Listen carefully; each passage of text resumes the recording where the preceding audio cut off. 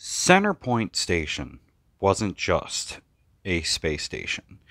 It was a super weapon that made most of the other super weapons that exist in Star Wars look like nothing. Um, it was a gigantic space station that was originally thought to have only been used to move the planets that form the Corellian star system.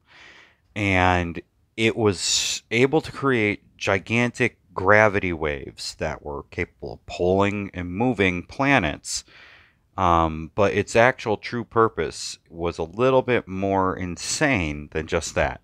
But it first appeared in a series of books about the Corellian system, and they it involved Anakin Solo.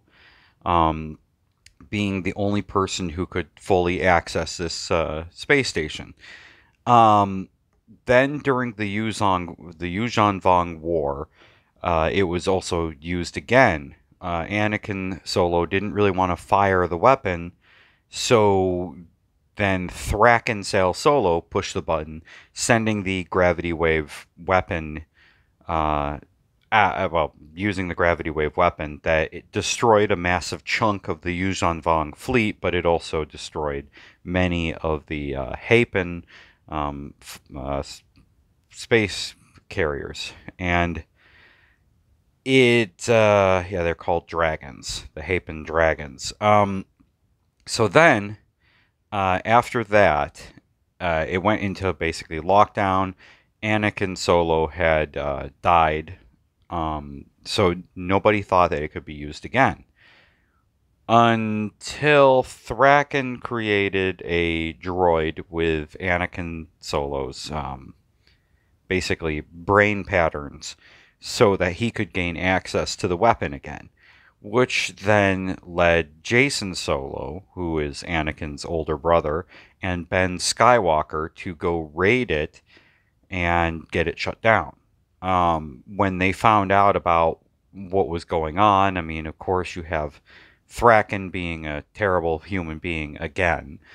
Um, and they get it shut down one more time. During that war, it winds up getting completely destroyed. And that leads into what starts to happen with Fate of the Jedi. The true purpose of Centerpoint Station was to send energy to Sinkhole Station, and they together would create the black holes in the Maw cluster, which is near a planet called Kessel. And inside the Maw, there was a planet that was sealed away because of an eldritch abomination known as Abeloth. And its center point, the purpose of it was to keep her away. But she could never be totally sealed away forever. She would get out when certain things would happen, such as somebody using the Force to alter the course of history, and then she would be freed. And so Centerpoint Station was key to this. And it's revealed that it was built by the Killiks and a group of Force entities called the Ones. And the Ones first appeared during the Clone Wars television series. And they were literally beings made of the Force, far stronger, more powerful. And Anakin was chosen, when I say that, Anakin Skywalker was chosen to basically replace the father, but he turned it down. And in turn, with the Ones no longer around and Centerpoint being destroyed, the Killiks could not go and rebuild it. Therefore, the Jedi had to figure out a new way of stopping Abeloth. And so it's really neat that there was such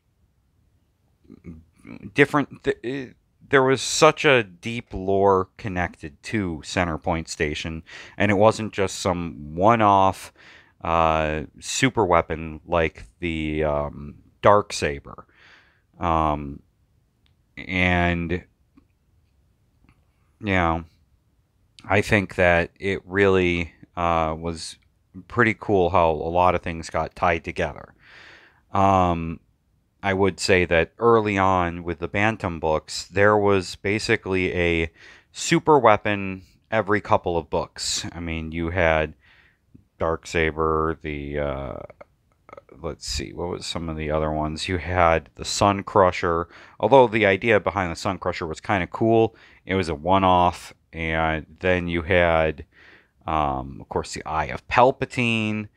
And it was just, oh yeah, we're just going to make one super weapon after another. And then when Del Rey took over, that started to go down and things became a lot more connected rather than just like bits and pieces here and there.